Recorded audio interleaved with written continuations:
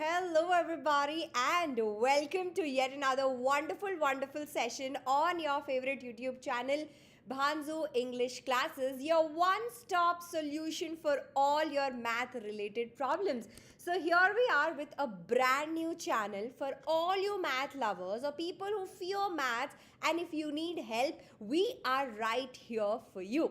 So in this entire channel, I'll be taking up grade 6, 7th, 8th and 9th. And 10th graders, do not worry, we have got you covered as well. We'll have grade 10, but we'll start a little late. Alright, so let us get started with this session. Today, we're going to start off with grade 8 and the first chapter, which is rational numbers. So let us get started. Welcome to Bhanzu Classes. Before we get started, you know the drill. Yes, you will have to like the video, share this video with at least one friend of yours, and also subscribe to the channel because there's a lot more than just school curriculum which is going to come up. There's Olympiads, there are so many informative videos related to math, there's tricks, tips, motivational videos that will help you pass your exams, and many more amazing stuff which is going to come on this channel. So do not forget to subscribe to the channel. So let us get started. The first chapter of your grade 8 is rational numbers. It's a brand new concept, and we're going to learn that. We've already learned this in our grade 7. So we're going to learn a little higher order in grade 8. So what are we going to do in this entire session? We will be talking about a quick introduction, a quick recap, I will say, on what are rational numbers. We will be talking about operations and rational numbers. Now, what do I mean by operations in mathematics? Addition, subtraction, multiplication and division. So we're going to see how are we going to perform all of this on rational numbers. And then we're going to find out rational numbers on the number line. How are we going to plot them? Till grade 7th, we have seen how to plot whole numbers on the number line, natural numbers on the number line, integers on the number line, and even fractions on the number line. So today, this academic year, we are going to learn about how to find a rational number on the number line. Let's get started with the introduction. Now, under the family of rational numbers, we have fractions, integers, whole numbers and natural numbers. These are the things that you have already learnt in your grade 7th as well, right? So what are rational numbers? What is a basic definition? When do you call a number a rational number? Now, very simple question. When do you call a number an integer? If it is in the form of, like, let's say minus a or just b, it can be a negative number or a positive number, then you say that it's an integer. Now if I write a number, let's say 7 by 10, now you know that this belongs to the family of fractions. These negative numbers belong to the family of integers. If I write numbers like this, you know that it belongs to the family of whole numbers and natural numbers. So when you look at a number, you know which family. Say fractions, you can't have negative numbers in the numerator or denominator. You can only have positive numbers. For example, 7 by 11, 21 by 3, all of these are fractions. But if I put a negative number, what if I have a negative number in the numerator or in the denominator? They are not called as fractions anymore, and that's the reason we came up with the concept rational numbers. So what is the third criteria? Your denominator should not be equal to 0. If your denominator becomes 0, what is happening? You're dividing 3 with nothing. Does that make sense? We're going to make a separate video on why division by 0 is undefined. So don't worry about that. Just stay tuned and subscribe to the channel. So these are the 3 conditions you will have to check for in a number to be called as a rational number. And please remember, the difference between a fraction and a rational number is rational number, the numerator and denominators can be integers, can be negative numbers. But for fractions, both your numerator and denominator has to be a positive number. That's the difference. But my question is, can I say that fractions are rational numbers? Yes. Let's take a fraction. Let's take this only, 7 by 11. 7 by 11. Now here, is it a rational number also? Of course, because it is in the form of p by q, where your p and q are integers. plus 7 plus 11. Both of them are integers.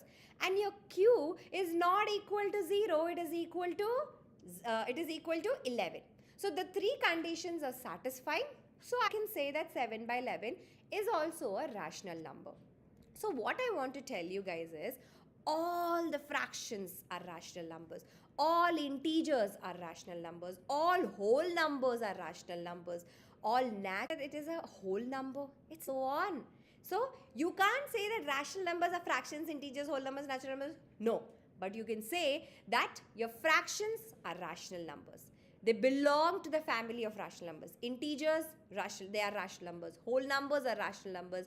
Your natural numbers are rational numbers. Your decimals are also your rational numbers. Alright? Now let's talk about representing a rational number on the number line. Now what is the new discovery that we have done in this class? That we can have negative integers also as a fraction, in a fractional p by q form, and that we call them as rational number. Now where do these negative integers come? The right side of 0, and 0 here is neutral. It's not either positive or negative. It's just neutral. So while marking rational numbers on the number line, successive rational numbers are marked at equal intervals. So the space between any two rational numbers should be the same. As an A, you're making a division where one is very close to 0, the other is very far from 0, the other is relatively, this distance, the space between the successive rational numbers should be equal to each other. Now let's see how can we plot 3 by 7 on the number line. What is 3 by 7? It's also a fraction. Now we have already seen how to plot fractions on the number line. Hai na? So I'll tell you a trick on how to do that if you were confused in grade 7th. Alright? So 3 by 7 is a proper fraction. Do you all agree to that? Why? Because the numerator is less than the denominator. Remember, whenever you have a proper fraction, the value of the proper fraction always lies between 0 and 1. So, where on the number line will 3 by 7 lie? It will lie between 0 and 1 only. Why? Because it's a proper fraction. It's a proper rational number. Any proper fraction always lies between 0 and 1. Remember that. Now, let us closely look at the denominator part. Now, what is the denominator here? 7. Now, the denominator will tell you into how many parts you have to divide the number line between 0 and 1. What is the number? 7. So, denominator, divide. Remember like that. So, you have to divide the number line between 0 and 1 into 7 equal parts. 1, 2, 3, 4, 5, 6, 7. 7 equal parts. Now, I don't have a pencil and a scale, so that's why I have approximately did the divisions. But what you have to do is you will have to use a scale and proper measurements to do the division. So, the number line is divided into 7 equal parts between 0 and 1. Why between 0 and 1 again? Because 3 by 7 lies between 0 and 1. Awesome. Now, the numerator will tell you the position of the point. Now, what is the numerator? The value 3. So, the third point from 0, this is the first point, 1 by 3. Second point, 2 by 3. Third point, 1 by 7. I'm so sorry because the denominator is 7. We have divided it into 7 equal parts. Hai na? So that's why the first point, 1 by 7. Second point, 2 by 7. Third point, 3 by 7. So this is what we are looking for. This is our 3 by 7. That's how we plot it on the number line. Two things you have to remember. 3 things actually. 1, if it's a proper fraction, it lies between 0 and 1 always. Okay, well, let's write it here, 0 and 1 always. The second thing you will have to remember is the denominator divides the number line into so many equal parts. The denominator will tell. Now here the denominator is 7. That's why we have divided into 7 equal parts between 0 and 1. And the numerator will give you the position of the point from 0. Let's take another number. Now we are going to take a rational number here. Now we have minus 4 by 9. Okay. Now just look at 4 by 9. Is 4 by 9 a proper fraction? Yes, right? So your minus 4 by 9 will always lie between 0 and minus 1. So we are going to take the left side of the number line. It lies between 0 and minus 1. Why? Because that 4 by 9 is a proper fraction. If you only take 4 by 9, it's a proper fraction, right? So that's why minus 4 by 9 will lie between 0 and minus 1. Because only 4 by 9, it lie between 0 and 1. Minus 4 by 9, it will lie between 0 and minus 1. Alright? Now what is the denominator? 9. So into how many parts are we dividing the number line between 0 and minus 1?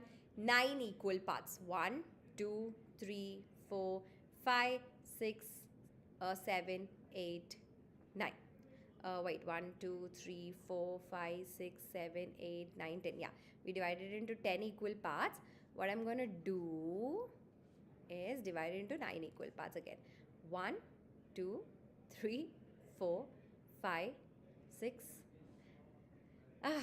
This is so tricky, especially when you don't have your scale. 1, 2, 3, 4, 5, 6, 7, 8 and 9. Now we divide into 9 equal parts. Please do it with a sharpened pencil and a scale. 1, 2, 3, 4, 5, 6, 7, 8 and 9 equal parts, because the denominator said the number 9. So we divided the number line between 0 and minus 1 into 9 equal parts. Now what do we do? The fourth point from 0. The fourth point from 0 towards the left, because we are talking about minus 4. That's why we're going to move towards the left side. First point, minus 1 by 9. Second point, minus 2 by 9. Third point, minus 3 by 9. And then comes the fourth point, minus 4 by 9. And that is the point that we are looking for. Now, I want you guys to try this as your homework and let me know on how would you do it step by step in the comment section. Alright? Now, let's talk about the next topic where we are going to operate rational numbers. Now, what operations are we going to do in mathematics? As I told you, addition, subtraction, multiplication and division. So, starting off with addition of rational numbers. Now, I have taken rational number minus 7 by 5 and minus 2 by 3. Now, what happened here? The denominators are different. The denominators are different. So, what do? We take the LCM of the denominators. What is LCM of 5 and 3? 15. Since 5 and 3 are prime numbers, you can directly multiply them to get the LCM. Now, the first step is to take the LCM. The second step is converting both the rational numbers such that the denominator turns 15. Okay, what are we actually doing? We are turning them into like rational numbers. When do you say that two rational numbers are like rational numbers? When the denominators are same. Okay, so what did we do? We multiplied this with 3, numerator and denominator. We multiplied the numerator and denominator here with 5. So 5 into 3, 15, 5 into 3, 15. So we successfully made the denominators to be 15. And the numerators, what happened? Minus 21 plus of minus 10. So here we're going to follow integers. Now what do? Minus 21 plus of minus is minus. We do addition. If you have different denominators, the first step is to take the LCM and converting both the denominators to that LCM. Once the denominators become same, then you just have to add or subtract your numerator. Let's talk about subtraction here. Now here we are subtracting 5 by 7 and 3 by 8. Now the denominators are different. So what do? We take the LCM of 7 and 8. 7 and 8 are consecutive numbers. You can directly multiply them to get the answer. So 56. Now what will I do? I'll multiply this with 8 and the numerator with 8 so that the denominator turns 56. Similarly, I'm going to multiply this with 7, the numerator also with 7. and then this will become 56. So basically here you have 40 by 56 minus 21 by 56. I did not do all this nautanki of plus and plus of minus and all. You can just keep minus because initially it was just minus. You can keep it as it is. Now what do we do? The denominators are the same. So keep the denominator as it is, and then you will just have to subtract your numerators. So the answer would be 19 by 56.